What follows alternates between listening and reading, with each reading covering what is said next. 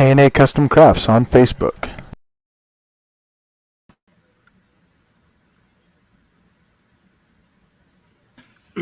Hey, what's going on, everybody? Welcome to the Coast to Coast Entertainment Network, which is brought to you in part by Core Water. I don't know. I'm just kidding. But anyways, welcome to another episode of Sports Minute.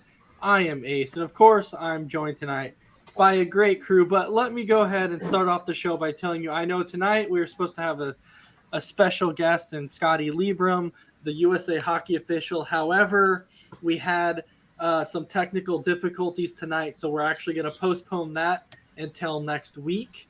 So you will actually see him on here next week. So if you're looking forward to that, you can watch next week's episode of Sports Minute, and you can catch him right here on Coast to Coast Entertainment Network, right on Sports Minute. So tonight for you instead, we're going to go ahead and we're going to definitely go with open forum tonight. So we're going to have some great conversations going here. You know, we're going to make possible predictions of the Super Bowl, how we see that going. We're going to talk about the NBA trade deadline. We got so much in store for you. So I told you Big B was here. How's it going tonight, Big B? Nah, it's going good. You know, had a little disappointing night in cards, but, you know, get home ready to talk to you guys about some sports, you know, and you know, it kind of sucks about the technical issues because I was really looking forward to talking with our special guest tonight. It'll be all solved. We'll be good to go next week. Oh, yeah. All right. Yep. And then, of course, welcome in our newest member of Sports Minute. He's here. Goes by James Gonzalez. You know what? We're going to have to get you a nickname. Yeah, definitely. I'm down for that. It's great to be here. I know we'll have Scott in next week, and I can't wait to ask him some questions and get to know him a little more. And I'm just happy to be here. All right. And then, his name's Chris. He loves bacon, and he loves it crispy. So that's why we're like, screw it. We'll call him Crispy Bacon. So there you go. There you go. How's it going tonight? Going good. We're only a few days away from the Super Bowl, and hopefully it's a good game, good halftime, good commercials, because it's the one time I don't mind commercials, but we'll just see. Looks like you're already at the Super Bowl, Chris. Yeah, you are. Yeah, I wish I was. Cover it live? That would be awesome. That would be cool. So speaking of the Super Bowl, I saw this thing today online. I looked it up on ESPN. I was like, you've got to be kidding me. It showed you that if you want to get like one of those skybox seats at the Super Bowl, it costs you $1.2 million. My. I know. That is freaking crazy. You know, and I saw too that parking's like almost $4,000 or almost $5,000 to park near the stadium. I tell you what, man, if I was an Uber or a Lyft driver, man, I tell you, easy $100 a night or to drive. I mean, you know. Oh, absolutely. Well, anyways, so since we're talking about the Super Bowl, Big B, I'll start out with you. You have the Cincinnati Bengals. It's been forever since they've been there. 85? Yep. The Rams were there just, a few years ago with Jared Goff. They ended up losing in the Super Bowl. But everybody feels good for Matthew Stafford. Everybody feels good for Joe Burrow. This is kind of one of those Super Bowls that you can kind of sit back, relax, kind of enjoy without being like, man, I hate either one of these teams, because I don't hate, either one of these teams. I kind of feel good for both teams. So Big B, I'll start out with you. What's your thoughts on the Super Bowl and who do you have? Man, Chris hasn't even seen the Bengals in the Super Bowl yet, so this is the first No, I time for haven't. him. Yeah. Man, I'm really having a hard time picking a winner. I mean, I'm glad I don't professionally bet because this would be a hard one. I don't know. I mean, I like Burrow. I like what the Bengals have done. I like Stafford and definitely that high flying offense in St. Louis. They got a nice defense. Of course, the Vikings are going to hire their offensive coordinator Monday after the Super Bowl is rumored.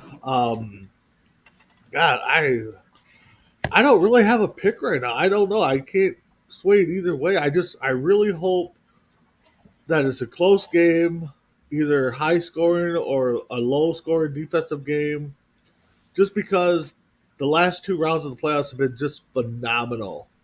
And then to have the championship game be a dud would just kill the playoffs and all this. So right now I'm just happy. I just want to see a winner, close game, either way, high scoring. Maybe I'll have a pick by the end of the show, but I don't know. Right now, I don't have one. Okay, James, I'll go to you. Whew. Like you said, you don't feel bad for both sides getting there. There's no hatred with the team, unless you're, a Niner fan, Cardinal fan, Isaiah. Seahawk fan, yeah, Isaiah Seahawk fan. But with the Bengals, it's such a surprise that they're even there. So I don't think anybody hates it except the divisional people. But I think part of those guys are rooting for him in the division, honestly. So I think the Rams will win, and all these games seem to go by a field goal length, except the Chief one that ended in overtime against Buffalo. But it always seems like a field goal wins it, or something like that. And the Rams have done that this year when they defeated Tampa Bay, and it was just amazing how many times teams had 40 seconds, 11 seconds, or I'm sorry, 13 seconds to get into field goal range, and how soft the defenses play in those situations. So I'm really intrigued to see how, if those situations come up, how both defenses do that. Another storyline is you got the Rams who are, and people can take this and, sound like they know football, but, just casually say it at the party if anybody's having one out there. Well, the Rams are, a veteran team, and the Bengals are opposite of that. And one thing you have to really look out for is Andrew Whitworth, because he was a former Bengal. He was there during the good times. And then he left when, things were getting bad in Cincinnati. And he found a good home with the Rams in L.A. So it must be odd for him to go against his old team. And he has a few teammates that are still there from the time he was there, but there's not many left from, 2017. I think he said he wants to play a couple more years, or at least next season. But I have to believe if they win the Super Bowl, I think he'll go out as a champion. So that's something to look out for. Left tackle, number 77 there. Again, this is vets versus youth. Some people have it as David versus Goliath. And Goliath has Joe Burrow. And a funny tweet, well, not a funny tweet, but a really outstanding tweet went out there yesterday. In college, some guy, some safety or linebacker was playing against LSU and Burrow, and he illegally hit him, and Burrow was down. And then LSU and Burrow didn't lose another game, and they went on to win that national championship. And it seems like ever since then, through any adversity, Joe Burrow has pulled through. So it's pretty cool to see. He's not afraid of the big spotlight, and we'll see what happens. But I think the Rams sneak it out by 3. All right, Chris, how about you? No, James, you're right. I mean, Burrow's been in this situation, similar situation when he was in that national championship game with LSU. He kind of has the upper hand as far as championship games go because, I mean, I mean, besides high school, I can't remember if Stafford was in the college championship game or maybe a bowl game, but I don't think it was for a title. So he's kind of going this for his first time in a big championship game. Uh, Zach Taylor, I believe, was a Rams assistant in their last Super Bowl. So it's kind of, I think he kind of knows what plays are going to be ran by the Rams. But I mean, things can be changing up, so it's going to be a good game overall, I think. All right, so we have Amy who's saying go Rams, and then we also have Christy Wilson who's saying go Bengals. So we have a house divided there. It's kind of some of the things that I would say when it comes down to the Super Bowl is a few of my concerning things is when you look at it, there's a time to where Stafford plays really, really good, but then there's times to where he kind of drops off a little bit, and then he starts throwing a lot of pick sixes. And so, exactly what Stafford are you going to get in the Super Bowl? But this is also, when you think about it too, this is kind of also one of those really feel-good stories when you think about it.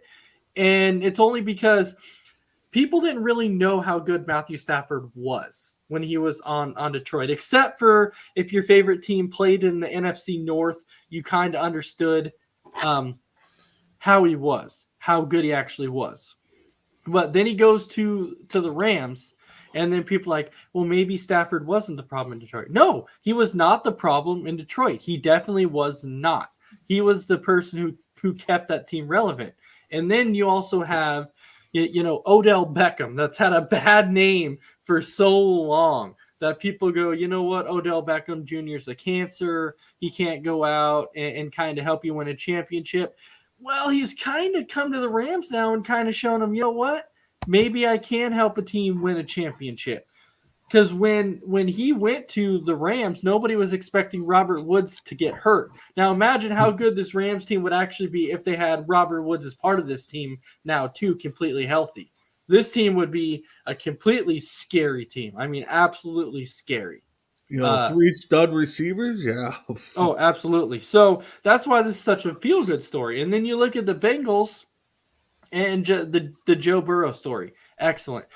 Teaming up with Jamar Chase. Everybody wanted to see that again. Coming from LSU, they both came from there. They were teammates in LSU. They came to the NFL. They're teammates again. Higgins has stepped up. Joe Mixon has stepped up. The one kind of question mark on the tight end spot is Uzama might be hurt for the Super Bowl, so he may not play. So on the tight end side, that could hurt him. And then the offensive line for Cincinnati, that's concerning too, because you're going up, the Bengals are going up against a scary defensive line for the Rams. And that bad man and Aaron Donald, that dude is bad, I'm telling you. So can Cincinnati slow him down? It's going to be a very, very good game. I'm kind of with Big B right now. I don't know. I'm so torn on, which way do I want to go? I'll kind of feel good for either team who does it, but there's like a part of me right now that kind of has the Rams winning by 3. I think that they're going to kind of get that field goal advantage. I think they're going to come out on top by 3, but I think it's going to be a very, very good game. And I'm only basing it off of pass rush. And I think the Rams have it and the Bengals don't have a very good pass rush. So that's what I'm basing it off of right now is that pass rush.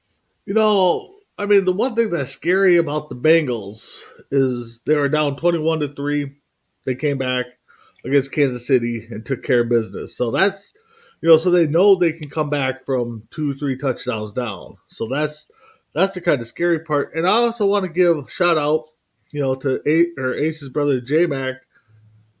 At the beginning of the playoff season on Four Bros, he picked the Bengals, and the rest of the bros all laughed at him. So shout out to J-Mac for nailing that pick.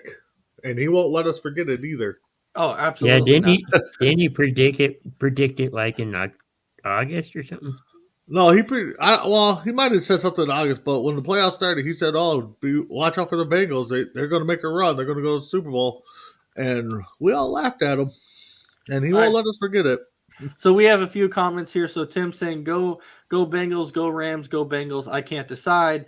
And then I'm saying, "Tim Fielder, you're going to go for the Rams." And then Tim Fielder saying, "Yes, he does ace learn that during fantasy football. Absolutely. You just never know with Matthew Stafford what you're going to get." Yep. Chrissy Wilson saying the same thing, and then Tim Fielder's also saying that same thing too. You just never know what you're going to get there. So I'm definitely with you guys. It's going to be a very good Super Bowl. I definitely cannot wait for it. I definitely cannot wait for it. But just really quick, sticking on the NFL side, because this was news. This came out actually early yesterday. The Kyler Murray situation. Yeah, that's a He strange. unfollowed Arizona Cardinals and then took all of the pictures from Arizona Cardinals completely off of his profile. This is where people are talking about, though, because in the Pro Bowl, I know that stupid Pro Bowl that everybody, I don't know. Oh, But was the Pro It was Bowl? When did the Pro Bowl exciting. happen? No, but no, Sunday. I'm saying because he threw a touchdown pass to Mike Evans in the Pro Bowl, and then Mike Evans was talking to him afterwards about trying to saying when you become a free agent, you should come and play for Tampa Bay. And the next thing you know, you see him deleting everything from Arizona off there. So everyone's like, is he trying to get traded to where maybe he ends up in Tampa Bay or something like that? I don't know. But James, I'll start out with you on this one. What's your thoughts of Kyler Murray deleting everything off of his account? I'll tell you what. There's been certain examples of this in all sports leagues happening. Giannis had done this in September of 2020 just to get what he wanted. So he got a big contract extension, and he put fear into the Bucks organization. And I was trying to think of others who did it as well, just putting fear to getting what they want. I can think of Antonio Brown doing that with his really short stint with Oakland preseason. There was about, 1 or 2 or 3 weeks where he had Raider stuff, on his social media, and then it all went away. And you saw what happened. He ended up in New England just for, a game. At any rate, I think players do this just to get what they want. And there could be so many ways Kyler Murray can go. He's a former baseball player, but I think being out of, baseball so long, 4 years or so, I don't think he'd be ready to play baseball. I don't know how good the relationship is between him and his head coach, Cliff Kingsbury. That could be a reason to say, hey, you give the Cardinals ultimatum if you're Kyler Murray and say, hey, it's him or me. That could be a reason why he could want better players, even though they have pretty good weapons when you think about it. You have you have one great receiver, and then you have other two, and then you have a couple of running backs. They just traded for Zach Ertz. He could be mad at their defense, who started out well the first 7 games and then floundered out. But there could be so many different avenues Murray can go with this, or he's just cleaning out his phone. Who knows, really? So it's a different era. I think stuff like this would go on in, let's say like 20, 30 years ago, but it would be from, sports radio talk, like a show. You could have that athlete call in and say, hey, I'm not happy. I want to trade. And then that's where the business side will come in and say, hey, we heard what you said. You could have told us first if you're the organization. So it could be much about nothing, or it could be everything for Kyler Murray. Well, the one thing I will say, James, that you kind of talked about is, with him being in Arizona, if it's weapons he wants, he has nothing to complain about. Right. Look what he has in Arizona. He has Zach Ertz. He has DeAndre Hopkins. He has, I know AJ Green's getting older, but he's still there. He's still decent enough to put up some numbers, decent numbers. You have Christian Kirk, Andy Isabella. So the receivers and stuff around him are not horrible. And then Rondell Moore, like that guy was a steal in the draft too. He's super quick. He can do a lot with the ball. And then Chase Edmonds. So I don't understand why, if it's about weapons, I don't understand what his complaint would be, because he has the weapons he needs. It's One thing the same too, with Tampa Bay. his interviews always seem so awkward. I can recall when he had the interview with Dan Patrick before. I think it was that Super Bowl. It was the 2019 Super Bowl, or 2019. He wouldn't declare himself for the NFL draft or play baseball. He was pretty much silent during the Dan Patrick interview, and it made the interview just awful, where he didn't want to say anything. And then he came back the next year and said, "Oh yeah, don't worry about that. You know, my agent, my cap told me to do that." So I'm thinking, okay, maybe it's his agent, his cap, making him do that, what he did with his Instagram. That's all I could think it is. Maybe. Crispy bacon. No, I mean, oh, can you No, hear me? you're fine. Yeah, I was Yeah, gonna we say Oh. your thoughts on Okay. the Kyler Murray. Yeah, I was looking at his, social, his Twitter and his Instagram.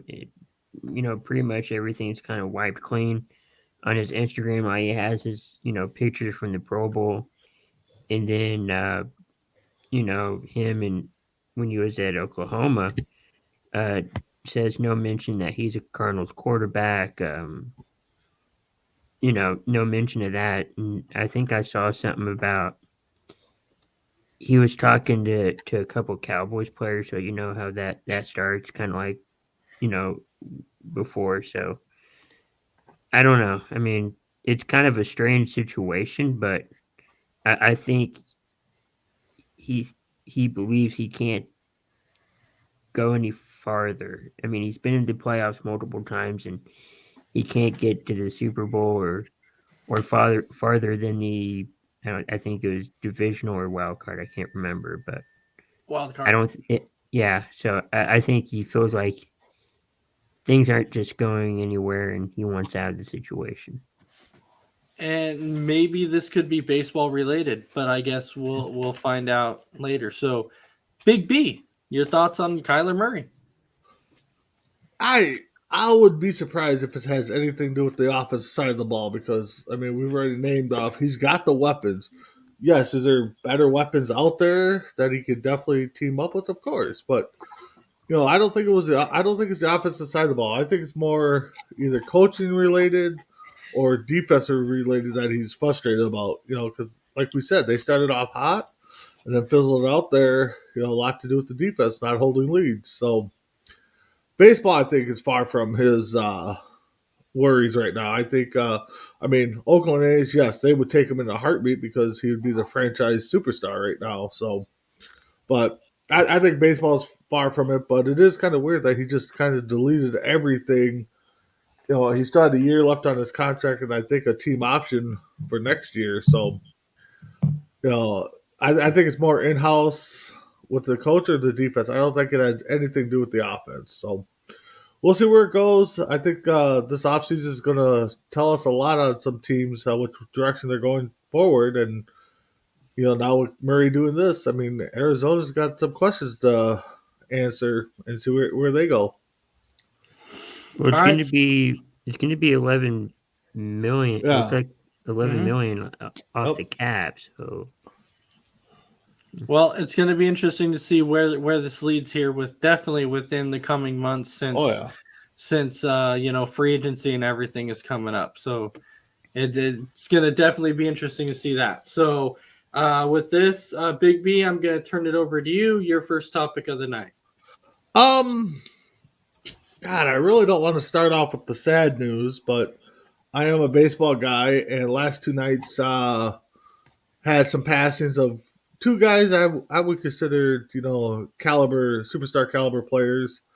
Well, one maybe more of a role player than the other, but Jared Williams from the Yankees, and today we found out Jeremy Giambi passed away. So just want to get you guys' thoughts on their career. I mean, of course, Williams played with the dreaded Yankees, so he had pretty good success there. Giambi was more of a role player, player type guy, but I knew, watching the movie Moneyball, he was a partier, which I think we all knew that kind of. But outside of that, I mean, he seemed like he was a decent guy, to be able to talk to and stuff. But just to go at that young age, I mean, that's a few years older than me, and I just gotta say it was kind of a shock and kind of heartbreaking, to hear that he passed, and definitely Jared Williams.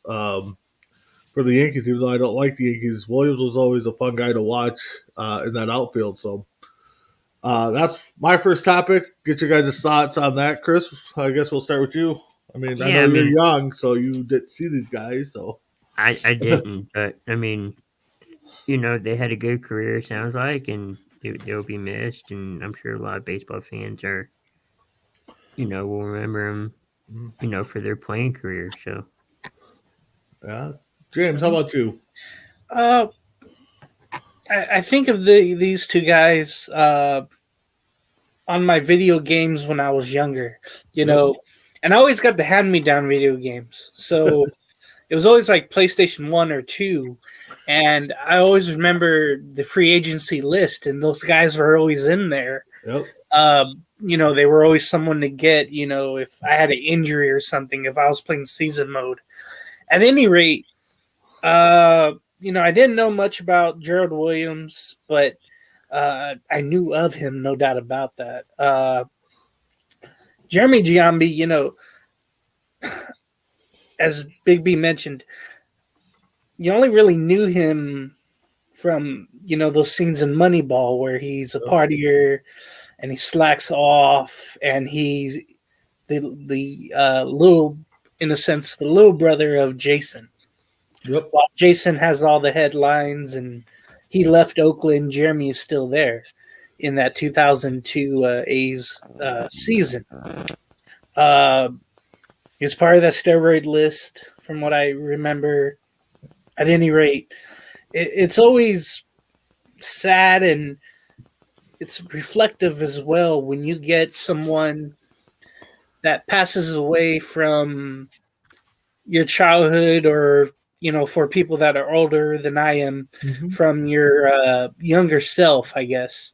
It's always sad because you have memories where you see a name before, where you see somebody's number, and you say, oh, that was, Jeremy Giambi's number, or that was Jared Williams' number. So I'll think about that definitely when it comes to these two players. Ace, how about you? When you think about like career batting averages, what do you guys think about like a decent number for a career batting average? Man, that is decent, not great. Yeah, so what number really sticks out at you when you're thinking of like a decent batting average, and you're like, what's the average one? What would you consider to have a pretty good career batting average wise?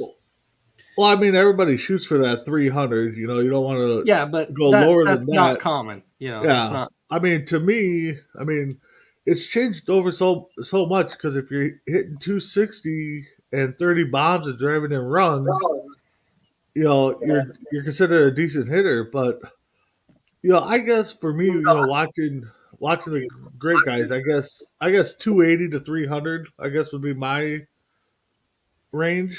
Well, so Jeremy Giambi was a 263 career batting average was his career numbers.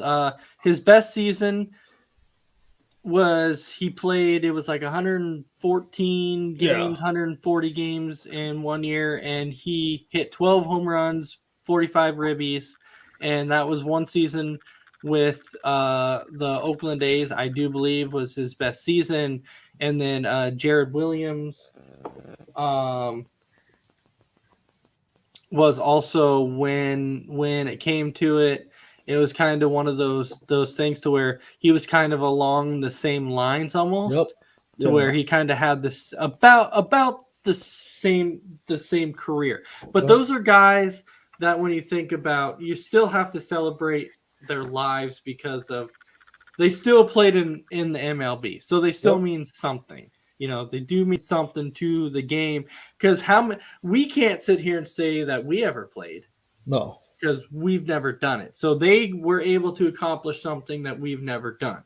Now, the bad thing for Jeremy Giambi is he's going to kind of be overshadowed because of his brother. Yep. That's the biggest thing about Jeremy Giambi. They're going to look at Jeremy Giambi and say, well, of course, he wasn't that same player because he had a brother named. I'm like, yes, I get his brother Yep. was Jason Giambi, And but the, you I mean, can't and really the- compare them. No, and the size difference between those two. There's been Mhm. pictures of them. I mean, it's like, you know, you got Giambi that's built, and then you got Jason that's built, and Jeremy just looks like a typical normal baseball player. You know, I mean, it's like half the size, and you know, Jason's probably all muscle. I mean, I'm not saying Jeremy has any muscle, didn't have any muscles, but yeah, the way those two careers took off or went different directions. I mean, Ace, you're right. I mean, Jeremy's definitely going to be overshadowed by his brother. Mm-hmm. Definitely.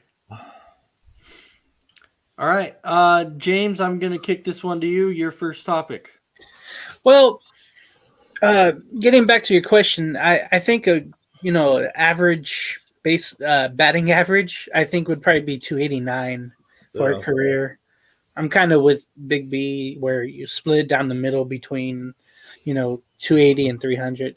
At any rate, the commissioner of baseball, Rob Manfred, is scheduled to speak tomorrow.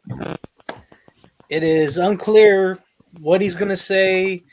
There's been no leaks right now.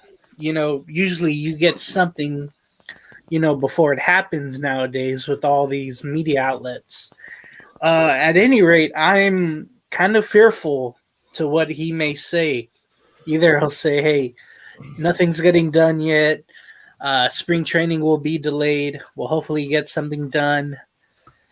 I think many hope, though, that he is stepping down, but I don't think he would do something drastic like that. He's never done anything really drastic at all. He should have, with all the issues that were going on, with the Astros cheating scandal, the Red Sox scandal, other things he could have took action for. He never really did as commissioner so far. So I'm wondering what he's going to say. I think it'd be sometime in the afternoon, East Coast time, or morning. He'll say something, but I think a lot of people will tune in because a lot of people now are really worried about when the season, if it does start up, when it will. I know he's getting slandered on social media, Rob Manfred. So. We'll see about tomorrow and the status of baseball for 2022, but it literally seems like everything's in the air right now about MLB, honestly. It really does. All right, Chris. Yeah, I mean, I believe we've heard rumors that he is stepping down. They're supposed to, I don't know if he can be involved, but they're supposed to have a meeting Saturday about maybe a deal proposal or a proposed deal regarding this season and the collective bargaining agreement. I think it's Sunday or Monday. They're scheduled, and I know it's probably not going to happen, but scheduled to have pitchers and catchers out for spring training. But we'll just see what happens. But I feel like he's going to step down. All right, Big B. I mean, I ain't gonna lie. I really hope he steps down. You know, as I was just swiping through the web there, 5 hours ago, SB Nation is reporting that it's going to be him saying that's the delay of the spring training, which makes sense because, like Chris said, I think it's Monday or Tuesday. Typically, the Twins start reporting just like every other team. So, one, I'm hoping he steps down, and two, I really hope they don't announce the start of spring training being late. But it's looking that way. So maybe we'll get one good wish and he steps down. But as a baseball fan, I praying that maybe they got an alternate plan. Like Chris said, they're going to announce some kind of deals in the works and hopefully have it finalized. But we'll see where it goes from here. I just I'm kind of getting to that panic point in my baseball career and getting ready for baseball. So. Yeah, the only reason I mentioned that about Manfred anyways was because it came across Twitter and it said breaking news, Manfred to step down or to resign tomorrow. God, I hope at the conference. And so I'm like, okay, well, maybe he does. But then people are all saying, so let's say this whole thing, gets extended as much as lockout, which it's going to. I think the lockout's going to last for a while. But what if they come to a thing to where they go, okay, so since this lockout's going to be coming for a while, how about we take some of these minor league, because understand that these minor league players, this does not include them in this lockout. Right. This is only MLB. So they're like, to keep the season started off going, what if they take some minor league players, say we're going to start out the season with minor league players in major leagues. We're going to take all the minor league players, bring them up to major leagues, and that's how we'll start the season. I don't see it happening, but this has been brought up to where people go, what if they do that? I'm like, well, I don't know. If they do, then they do. Oh, man, that would be tough. I mean, because my luck here in Minnesota, you bring up the minor league Twins, and they're going to start off like 50-1, and then the lockout's going to end. You're going to bring in the regulars, and they're going to go 0 and let's say 51. So you're looking at they'll go 110 and 2 or something like that, or 2 and 110, 110 or 2 and 110 or something, and miss the playoffs. So no, I don't know. I mean, we know AAA and below is going to still happen, so we're going to get some baseball. So I don't know. I hope we got a full season, but I don't know. All right, Chris. Yeah, I mean, hopefully we get a season, but I mean, do you have? I'm turning the topic over to your first topic. Yeah. Let's see. And if you don't have one right now, that's fine. I don't have one. If you don't have one, that's fine. Okay, so jumping into our next topic, we're going to kind of jump over to the NBA here just really quick because we know that the deadline is coming up, and we've heard a few rumors that's very interesting actually when you think about it. So there's actually a few rumors as far as the Brooklyn Nets is one with the Philadelphia 76ers. And the trade that they're talking about is they're actually talking about doing basically a swap. Basically saying that James Harden is going to end up with the Sixers, Ben Simmons is going to end up with the Nets. This to me is a very interesting trade. I don't understand this one. If it happens, well, the Sixers would definitely be getting the better end of the trade. That's for sure. So this good Sixers team would then even get better. The Ben Simmons, I don't understand this. So James, what's your thoughts on this potential trade between the Nets and the 76ers? I really don't think it's going to happen. I think it's just for show, this rumor. To me, I don't see Ben Simmons playing at all this year. I just think he's going to, wallow in the mire and not even play. And, for James Harden, he's a free agent, after this season. So if he wants to go, I think he can just wait it out and play the rest of the season. There's not too many regular season games left, after the All-Star break. So, and they're going to get Kevin Durant back. So I don't think this trade will happen. I think the Sixers are just so so ready to trade Simmons no matter what that they're willing to do whatever it takes. But a lot of people don't want Ben Simmons. He's been rumored to go a lot of places, but I don't think it's going to go. I don't think this trade is going to happen, honestly. All right, so since Isaiah just jumped on, I must throw this out there really quick before I get Isaiah's thoughts on the Nets and Sixers trade, potential trade, I should say. I do want to throw out there that, yes, Isaiah, your Lakers lost again tonight. And the worst part is they lost to a Blazers team without Lillard or McCollum, because you saw that McCollum was traded. So I don't understand how you lose to a Blazers team without CJ McCollum or Damian Lillard. I can easily tell you how they lose to a Blazers team without those guys. They're old. All right, so I'm actually happy they lost. I really am, because it sends a message to the front office. You got to gut this roster. Gut this roster, or else you're going to keep losing games. At this point, I already waved the white flag on the Lakers season. Like I told Big B and James on MI6, I only watch Lakers games because of Austin Reeves. If Reeves doesn't play, I ain't turning on the single game. Wait, Isaiah, you said what? I gotta hear that again. You said what? I'm already waving the white flag on this season. I even rooted for them to lose today's game because I wanted to send a message to the front office and Rob Pelinka that you got to gut this roster.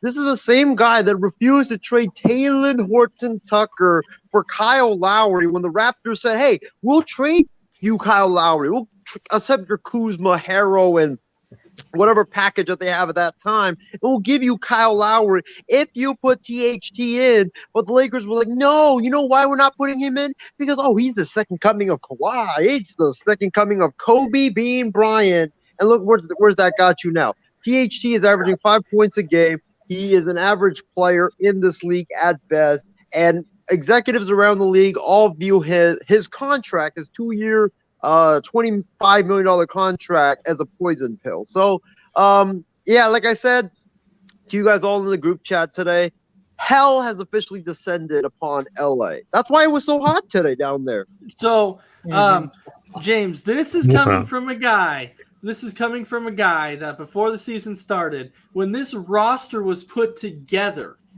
this was a guy who said that the Lakers were going to be a 72-plus win team. Damn. That was projected by Isaiah. He did say that. He did say that. He said that. And now that hasn't turned out very well at all. But there's also people out there now who are saying, well, LeBron's not happy. You know what, though? Let me tell you this. For anybody who's saying that LeBron isn't happy, whose idea was this? Whose idea was it to go out and get Russell Westbrook? It was LeBron James's idea. He said, I want Russell Westbrook. He was okay with every single move that the Lakers made. He was completely okay with it.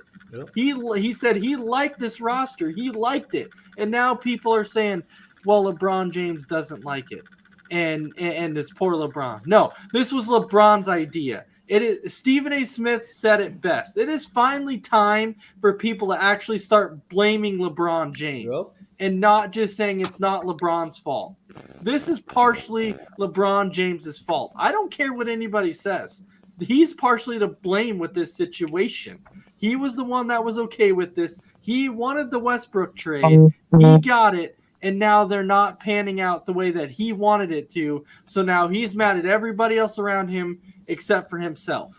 Yeah, it's unfortunate, but the media just loves him, so they can never blame him. And if you say something negative, they'll be all over you about LeBron. But yeah, coming into the season, you figured, okay, maybe they'll struggle a little bit, but they'll find their way.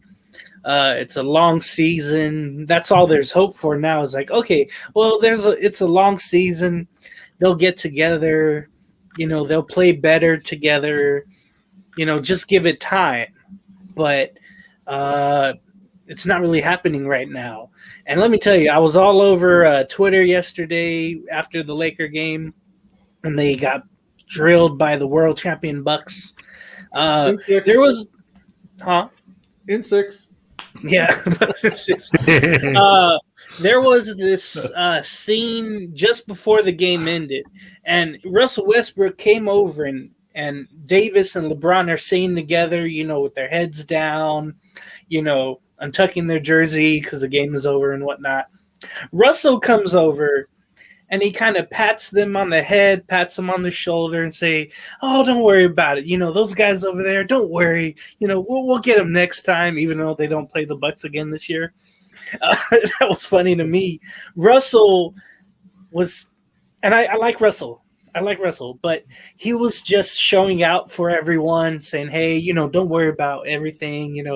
Don't blame me," even though he had a bad game.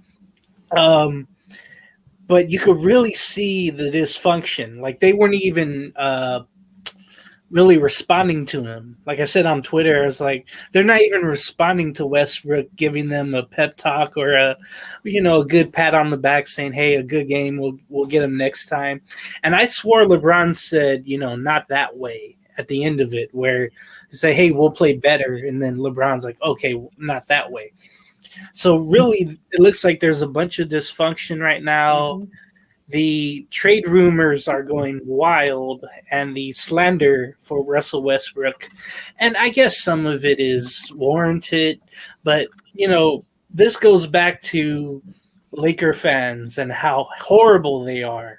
I mean, they hold a high standard, but when one of their own has a bad game or, really just has a bad game, they go off on whomever it is too. They've done it on Anthony Davis. They said, "Oh, LeBron's too old," or something like that. But once Westbrook came and he was having bad games, it was a free-for-all on the slander on Russell. So, I hope Russell finds his way somewhere else where he can be free, maybe take a step back in his game. Isaiah kept saying yesterday on this little video, "Oh, the Celtics should trade Tatum for Anthony Davis." I really don't think anybody wants Anthony Davis right now. The dude's made of glass, bro. No. That's right. Yeah. So I don't think I honestly think for the trade deadline tomorrow, I think it ends sometime in the afternoon out here on the West Coast. I think it starts in the afternoon, I thought. No, right. It ends tomorrow. Yeah, it ends tomorrow. And what sucks is Rachel Nichols used to have that show, and she would pull down the lever and steam would go off and crazy like that. But, of course, Rachel Nichols has been banned or pushed aside. But it was always these little moves made and then maybe one surprise trade. So I'm eager to see what's going to happen tomorrow. The New York Knicks, they're not going anywhere. They have pieces they should move and hopefully will, and try it over again next year. Chicago can get even better with Caruso's injury. Utah can do something. Don't count out the Clippers trying to get another point guard.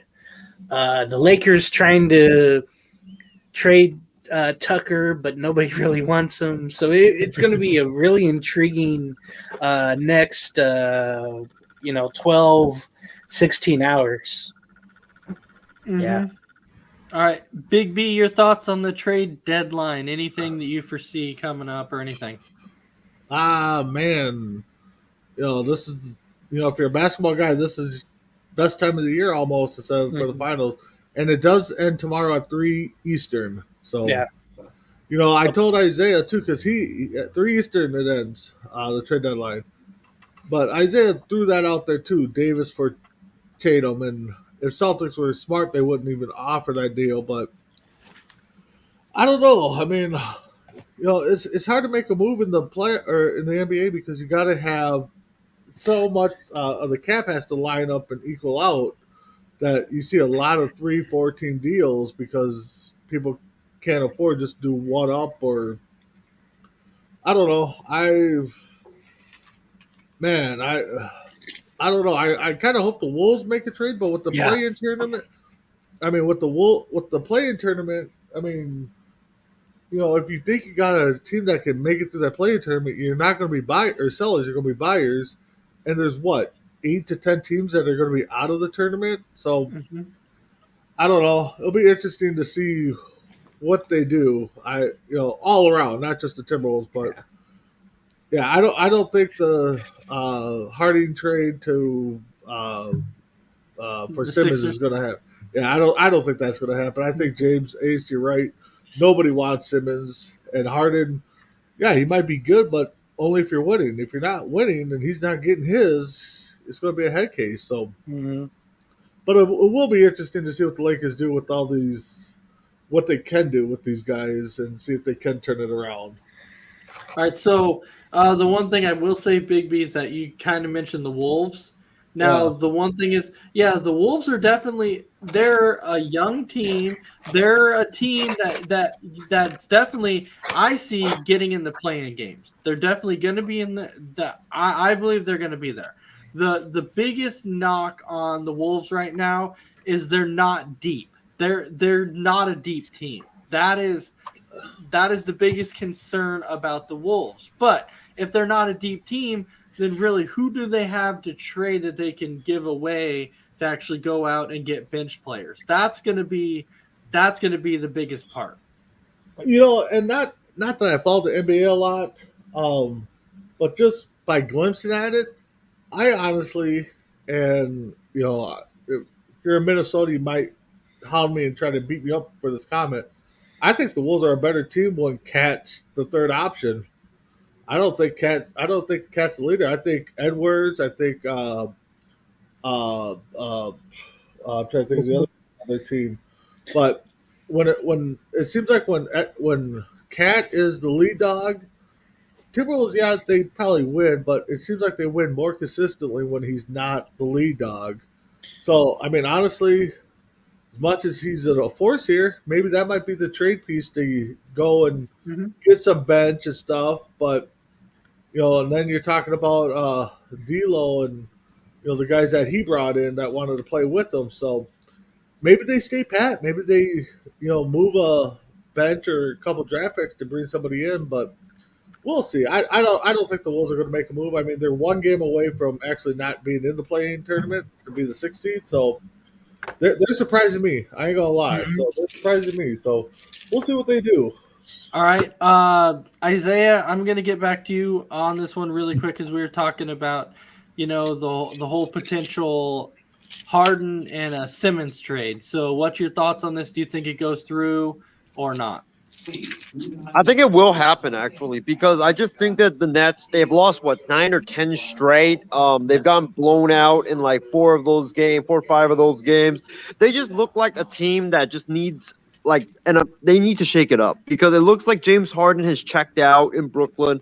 It looks like that the Brooklyn Nets in general have checked out, and I just think that when you look at this trade, the Sixers, like James said, they're desperate to land James Harden. They've been desperate since Daryl Morey took over. They want James Harden bad, and I think that's why they've been holding Simmons out because they want to land James Harden via trade. And the latest reports that I have is that they're offering Seth Curry, Matisse Thybulle, Wow. Andre Drummond, 2 first-round picks or something like that. It's like a crazy package to try to land James Harden. I think that what's going to end up happening tomorrow is that I just think that Philadelphia is going to be way too desperate. They're going to get a package to the Nets that the Nets just cannot turn down, and it's going to happen.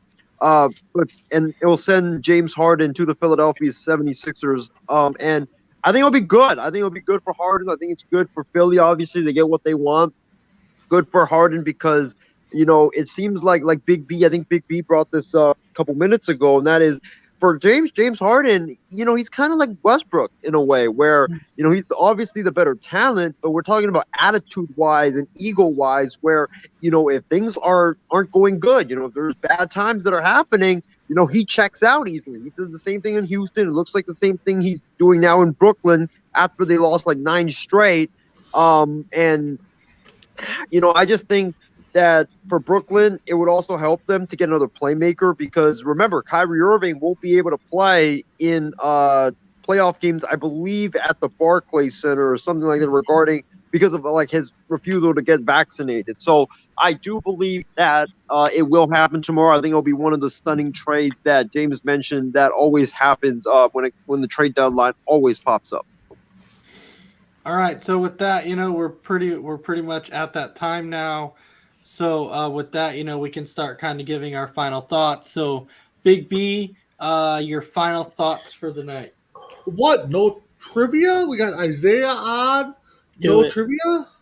No. You got to remind him. No, that's okay. That's okay. We, again, we apologize for not having our guest on, technical difficulties. Overall, thanks for everybody chiming in. Justin, you chimed in here late, but it's good to hear from you.